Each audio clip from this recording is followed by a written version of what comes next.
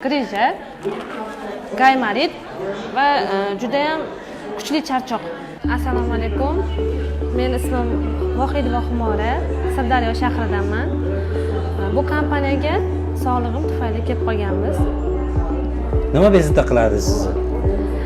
Menda yoshligimdan gaymarit, kuchli shamollash, grija va har xil charchoq holatlari juda ham ko'p bo'lgan. Mahsulotni eshitishingizdan oldin kimlarga bir murojaat qilganmisiz? Doktorlarga, shifokorlarga? Qancha yildan beri sizni bezovta qilib keladi bu kasalliklar? Gaymaritim, shamollashim 8-sinfdan beri bezovta qilib kelgan. Har gripp bo'lganimda kuchli shamollash ta'siridan lecheniyalar olardim va buni asoratida yiring to'planib, peshona qismimdan har oyda 2 marta lorga borib, yiringni tozalatgan vaqtlarim bo'lgan. Hozir alhamdulillah yaxshi natija oldim. Mana shu mahsulotlarimizdan ichib 3 oyda natija ko'rdim va hozirgi kunda qayta shamollashlar bo'lmayapti. Yiringlar to'planmaydi. 1 yildan beri oilamiz bilan mana shu mahsulotni iste'mol qilamiz.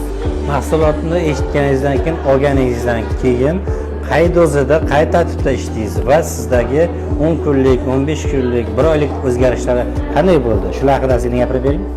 Mahsulotni olgan paytim och qoringa yarimtadan bitta kapsulasini yarimtadan boshlab ichishni boshladim va o'zimning holatimga qarab meni taklif qilgan insonim vrachlarimiz bilan dozani ko'tara boshladik.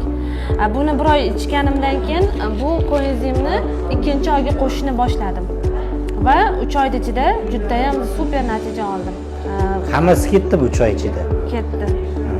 Shu 3 oy ichida mahsulotni qancha pachkasini, miqdorini ichib tugatdingiz? 3 oy ichida men bir karotka 6 oylik mahsulotni udarniy dozada ichdim.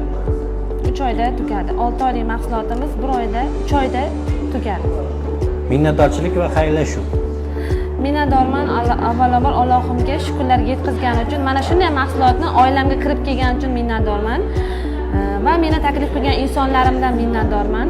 Mana shu kompaniyamizdan, Nikolay Nikolayevichdan, mana shu prezidentimizdan minnatdorman. Mana shu mahsulotni O'zbekistonga olib kelgan insonlardan ming minnatdorman.